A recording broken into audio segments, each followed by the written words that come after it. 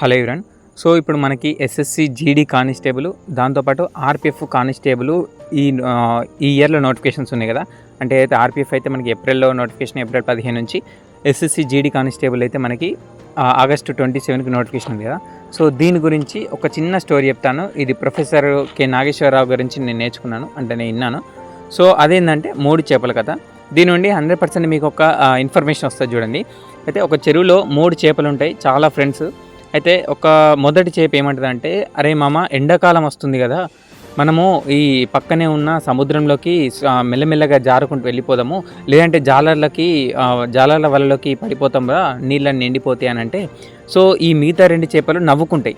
So నీకెందుకురా ఇంత ముందు చూపు, వీళ్ళు ఎండిపోయేసరికి చూద్దామని చెప్పేసి వీళ్ళు నవ్వుకుంటారు. సో సరేరా మామ, నేనైతే వెళ్ళిపోతున్నా అని చెప్పేసి ఈ మొదటి చేప మెల్లమెల్లగా జారుకుంటూ సముద్రంలోకి వెళ్ళిపోతుంది.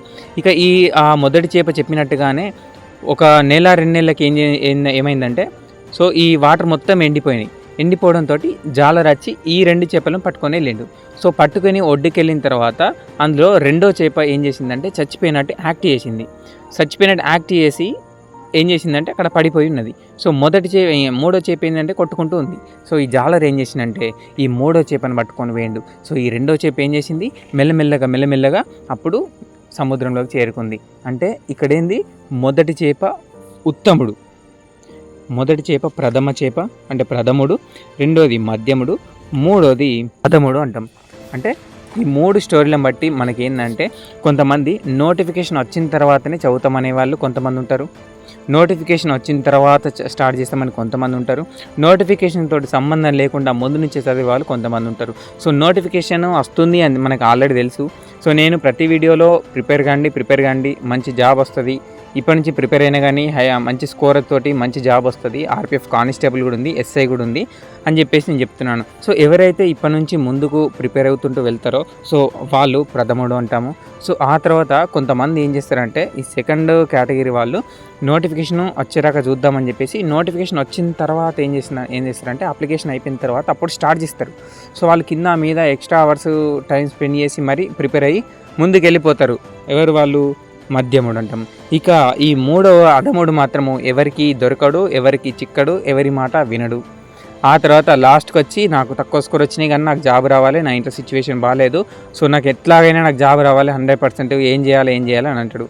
చేతులు కాలిన తర్వాత ఆకులు పట్టుకుంటే ఏమొస్తుంది చెప్పండి. సో వాడేం చేస్తాడంటే, అంటే మూడో కేటగిరీ వాడు ఏం చేస్తాడంటే, నోటిఫికేషన్ వచ్చేరాక చూస్తాడు, నోటిఫికేషన్ అప్లై అయినాక ఎగ్జామ్ ఎప్పుడో చూద్దాంలే, ఎగ్జామ్ వచ్చిన తర్వాత అనుకుంటాడు, ఎగ్జామ్ డేట్ కూడా వచ్చేస్తుంది, ఇక 45 డేస్ అని పెట్టుకుంటాడు, 45 డేస్ ఉంది కదా, ఇంకా 30 డేస్ ఉంది అని చెప్పేసి లాస్ట్ మూమెంట్లో చదువుతాడు. అటు కాకుండా ఇటు కాకుండా కన్ఫ్యూజ్ అయిపోయి ఎంతో కొంత తక్కువ స్కోర్ వచ్చేస్తుంది, అప్పుడు జాబ్ రాకుండా వెళ్ళిపోతాడు. సో నేను చెప్పేది ఏంటంటే, ఈ ప్రథముడు మధ్యముడు ఈ ఇద్దరు ఎలాగైనా గట్టి నవ్వుతారు కానీ, సో లాస్ట్కు ఉన్న అధముడు మాత్రం ఎప్పటికీ చివరిగా స్థాయిలోనే ఉండిపోతాడు. సో నేనేం చెప్తున్నా, ఇప్పటి నుంచి మీరు ఒక ప్లాన్ తోటి ప్రిపేర్ కండి. ప్లాన్ తోటి కాదు, అసలు టైమే లేదు మనకి. ఒక్కసారి ఆలోచించండి, ఏప్రిల్ 15కి మనకి యాజ్ పర్ మనకి అఫీషియల్ ప్రకారం ఏంటంటే notification RPF constable and SI notification వస్తుంది. ఆగస్టు 27కి ఏమో ఎస్ఎస్సి జీడీ కానిస్టేబుల్ నోటిఫికేషన్ ఇస్తా అని చెప్పేసి అన్నాడు. మరి ఇంకా టైం ఏడుంది చెప్పండి. ఇప్పుడు ఏప్రిల్ అంటే జూన్లో మనకి ప్రిలిమ్స్ ఎగ్జామ్ పెట్టుకున్నా కానీ ఆర్పిఎఫ్ అయిపోతుంది. జూలై ఒక 1 మంత్ అవుతే ఆగస్టులో మళ్ళీ ఎస్ఎస్సి జీడీ కానిస్టేబుల్ నోటిఫికేషన్ ఉంది. సో ఎవరైతే ఇప్పుడు తక్కువ స్కోర్ వచ్చినాయని ఫీల్ అవుతుండ్రో, బాధపడుతుర్రో, సో వాళ్ళందరికీ నేను ఒకటే చెప్తున్నాను, ప్రిపరేషన్ అయితే స్టార్ట్ చేసుకోండి. తక్కువ స్కోర్ తోటి ఏదో జాబ్ కంటే మంచి స్కోర్ తోటి మంచి జాబ్ వస్తే చాలా బెటర్. ఎందుకంటే ఈరోజు కాదు, నాకు సీరియల్గా 1 వీక్ నుంచి ఎవరో ఒక ఎస్ఐ నాతోటి మాట్లాడడం జరుగుతుంది, నా అదృష్టమే అనుకుంటున్నాను. సో ఈరోజు ఒక మేడం వచ్చి ఏం చేసిందంటే, ఫస్ట్ మాట్లాడింది, ఎలా ఉంది డ్యూటీ అన్నీ అడిగి ఏం చెప్పిందంటే, నీ క్వాలిఫికేషన్ ఏంటి అని చెప్పేసి అన్నది. సో నేను ఇట్లా డిగ్రీ చేసిన, టెక్నికల్ డిగ్రీ చేసినాను, సో బీటెక్ అని చెప్పేసి ఇట్లా చెప్పినాను. సో అప్పుడు మేడం ఏమంటుందంటే, ఒక్కటే మాట అనేది, మేడమే కాదు చాలామంది ఎస్ఐలు కానీ ఇన్స్పెక్టర్ కానీ ఒకటే మాట అంటారు, అదేంటంటే పాడో ఆగే బడు అంటారు. అంటే చదువు అని అంటున్నారు. అంటే వాళ్ళకి విలువ తెలుసు, ఆ వాల్యూ తెలుసు. వాళ్ళు ఏదో ప్రమోషన్స్ తోటి రాలేదు, వాళ్ళు సిపిఓ కొట్టుకొని వచ్చిర్రు.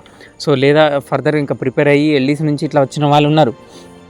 సో వాళ్ళకి స్టడీ విలువ తెలుసు, చదువు విలువ తెలుసు కాబట్టి, సో నువ్వు డ్యూటీ అయిపోయిన తర్వాత నీకున్న టైం, ఎంత టైం దొరికినా మంచిగానే చదువు చదువు చదువు అని చెప్తున్నారు. వాళ్ళందరికీ మాటలు విని నాకే కళ్ళల్లో నీరు తిరుగుతున్నాయి. ఇంత చదువు చదువు అని అంటున్నారు.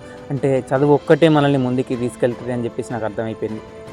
సో చదువుతున్న మేడం, ప్రిపేర్ అవుతున్నా అంటే టైము కొంచెము స్పెండ్ చేసుకుంటున్నా, సరిగ్గా టైం ఉండట్లేదు కదా, సో కొంచెం టైర్డ్ అయి ఉంటున్నాం కదా, సో ఉన్న టైంలో యూటిలైజ్ చేసుకుంటున్నా అంటే పర్లేదు, నువ్వు డ్యూటీ పోస్ట్కి బుక్స్ తీసుకొచ్చుకో, సో మొబైల్లో కాకుండా చిన్న చిన్న బుక్స్ తీసుకొచ్చుకొని ఇక్కడనైనా ప్రిపేర్ కాని అంటుంది. అంటే వాళ్ళకి ఆ వాల్యూ తెలుసు కాబట్టి అలా అంటుంది. సో అలా ఒక్కరే కాదు, చాలామంది చాలా రెగ్యులర్గా ఎంకరేజ్ చేస్తున్నారు. సో నేనైతే చాలా అసలు తట్టుకోలేకపోతున్న వాళ్ళ మాటలు. అసలు చదువు చదువు చదువు అంటున్నారు. ఒక ర్యాంక్లో ఉండి అంటే ఫోర్స్లోకి వచ్చిన తర్వాత మీకు నెగిటివ్గా చెప్పేవాళ్ళు చాలామంది ఉంటారు, పాజిటివ్గా చెప్పేవాళ్ళు చాలామంది ఉంటారు. నెగిటివ్గా చెప్పేవాళ్ళు 80% మంది, 100లో 80% మంది 80 మాటలు చెప్పినా కానీ వాటిని పట్టించుకోవద్దు. కానీ పాజిటివ్గా చెప్పే 20%లో వాళ్ళు 2 చెప్పినా సరే అవి మనల్ని చాలా మోటివేట్ చేస్తాయి. ఓకేనా. సో ఆ మేడం ఎప్పుడు 2016లో భర్తీ అయింది, ఇప్పుడు ఎస్ఏలో ఉంది. ఎంత ఎంజాయ్ చేస్తుంది మేడం. ఆ మేడం అట్లా నాకు ఈరోజు చెప్పడం జరిగింది. సో నేను అంటే ఏమంటున్నా అంటే, ఫస్ట్ ఒక జాబ్ ఉందనుకో, ఆ జాబ్ వచ్చిన తర్వాత మనం నెక్స్ట్ స్టేజ్కి ఆలోచిస్తాం. ఎట్లా అంటే ఆ జాబ్లో ఉన్నటువంటి హయ్యర్ ర్యాంక్ వాళ్ళని చూస్తాం. సో ప్రజెంట్ మనకు ఒక జాబ్ ఉండాలి చేతిలో ఒక జాబ్ ఉంటే ఏంటంటే మనకి ఫైనాన్షియల్గా ఇబ్బంది ఉండదు, మెంటలీ ఇబ్బంది ఉండదు. సో ఎలాంటి ఫ్యామిలీ తరపున కూడా మనకి సమస్యలు ఉండవు. సో అప్పుడు ఏంటంటే నువ్వు ఫ్రీ మైండ్ తోటి ఉంటావు. ఆ ఫ్రీ మైండ్ తోటి నువ్వు ఏం చదివినా కానీ నీ మైండ్కి ఎక్కిపోతుంది ఆటోమేటిక్గా. అందుకే నేనేమంటున్నా అంటే ఒక జాబ్ రావాలి. సో అందుకే మీరు ఈ ఆర్పిఎఫ్ కానిస్టేబులా, ఎస్ఎస్సి జీడీ నెక్స్ట్ కానిస్టేబులా, ఈ నోటిఫికేషన్లో కానిస్టేబులా, ఏదైనా పర్లేదు, మనకు జాబ్ వచ్చిన తర్వాత ముందుకెళ్ళొచ్చు. ఫస్ట్ అయితే జాబ్ కోసం ట్రై చేయండి. కానిస్టేబుల్ కోసం ట్రై చేస్తున్నాము. సో ఈ కానిస్టేబుల్ కాదు, ఆర్పిఎఫ్ ఎస్ఐ కూడా ట్రై చేసే వాళ్ళు ఉంటారు, దానికి ట్రై చేసినా పర్లేదు. కానీ సో ఇప్పటి నుంచి అయితే ప్రిపేర్ కండి అని నేను ఒకటి చెప్తున్నాను. ప్రిపేర్ అయితే ఏంటంటే మనకి నోటిఫికేషన్ వచ్చిన తర్వాత టైం ఉండదు. అప్పుడు చాలామంది బాధపడతారు. ఎగ్జామ్ సెంటర్కి వెళ్ళిన తర్వాత క్వశ్చన్ చూసినట్టే ఉంది, చదివినట్టే ఉంది, కానీ గుర్తుకు రావట్లేదు అని చెప్పేసి అప్పుడు అనిపిస్తుంది. దాని కారణం ఏంటంటే ముందు నుంచి చదివితే మనకి రివిజన్ అయిపోతుంది. ఆ రివిజన్ వల్ల మనకైతే చదివింది గుర్తుండిపోతుంది. సో ఇప్పుడు ఉన్న ప్రాసెస్ అయితే ముందుకెళ్తుంది కదా. సో నెక్స్ట్ మనకి పీఈటీ పిఎఫ్టీ కండక్ట్ చేస్తాడు. ఆ పీఈటీ పిఎఫ్టీ ఎప్పుడు కండక్ట్ చేస్తాడు అంటే మనకి జూన్లోనే ఉంటాయి. మ్యాక్సిమము మే ఎండింగ్ లేదా జూన్లోనే ఉండడానికి ఛాన్స్ ఉంది. సో ఇది ఏంటంటే ఫస్ట్ మనకి సిఆర్పిఎఫ్కి వెళ్తుంది నోటీసు. ఫస్ట్ నేను నెక్స్ట్ చెప్తాను దీని గురించి. అంటే ఈవెంట్స్ ఈ డేట్ కండక్ట్ చేయని చెప్పేసి సిఆర్పిఎఫ్కి పంపిస్తారు. సిఆర్పిఎఫ్ ఆ డేట్స్కి అవైలబుల్గా ఉంటే అదే ఫిక్స్డ్ చేస్తుంది. ఓకేనా. సో దీని గురించి నేను నెక్స్ట్ చెప్తాను. ఏదో ఒక ఫోటో వైరల్ అయిపోతుంది మీకు, సిఆర్పిఎఫ్ నుంచి వచ్చింది. సో దాన్ని బేస్ చేసుకొని మళ్ళీ నేను ఎక్స్ప్లెయిన్ చేస్తాను.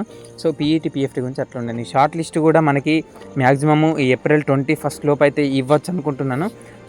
చూద్దాము. ఏప్రిల్ 21 లోపు అయితే ఇవ్వాలి. సో ఇది అయితే మనకి పీఈటీ పిఎఫ్టీ గురించి. అండ్ అంతేకాకుండా నెక్స్ట్ నోటిఫికేషన్కు ప్రిపరేషన్ గురించి.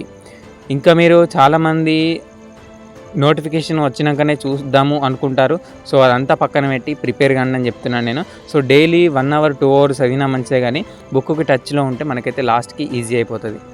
ఓకేనా. సో ఈ వీడియోలో ఏమైనా మీకు ఇన్ఫర్మేషన్ వచ్చింది అనుకుంటే చాలా సంతోషము. సో రాకున్న సంతోషమే, నో ప్రాబ్లం. ఏంటంటే ఒక స్టోరీ అట్లా చెప్పాలి అనిపించింది నాకు, అందుకే నేను చెప్పేసినాను. సో నెక్స్ట్ నేను ఏంటంటే చాలామంది అడుగుతున్నారు ఎస్ఎస్సి ట్రైనింగ్ ఇలా ఉంటుందని, దాని గురించి చేస్తాను. సో ఆర్పిఎఫ్ బెస్ట్ బుక్స్ చెప్పమని, దాని గురించి చెప్తాను. సో ఆర్పిఎఫ్ ప్రిపరేషన్ ప్లాన్ గురించి అడిగారు, దాని గురించి చెప్పుకుందాము. సో ఇంకా చాలా క్వశ్చన్స్ అడిగారు. సో వాటన్నిటి గురించి చెప్పుకుందాము. అంటే మెడికల్ ఏ విధంగా ఉంటుంది, సో మనకి ఈ ఈవెంట్స్ రోజు ప్రాసెస్ ఎలా ఉంటుంది, చెస్ట్ హైట్, రన్నింగ్ ఇవి ఎలా కండక్ట్ చేస్తారు, ఇదంతా ఒక వీడియోలో చెప్పుకొని, సో రిమైనింగ్ ఆర్పిఎఫ్ గురించి సపరేట్ వీడియో చేసుకొని, మెడికల్ గురించి సపరేట్ వీడియో చేసుకొని, సో ఇలా వీడియోస్ అన్నీ ఒకటి ముందుకైతే వెళ్ళిపోతుంటాయి, చేసుకుంటూ వెళ్తాను. సో నో ప్రాబ్లం, వీడియో డెఫినెట్గా చేస్తాను. సో డైలీ ఒకటే కాకుండా 2 daysకి ఒకటన్నా అప్లోడ్ చేస్తాను ఖచ్చితంగా. ఓకేనా. ఇది అయితే ఈరోజు video. Thank you for watching. Have a nice day.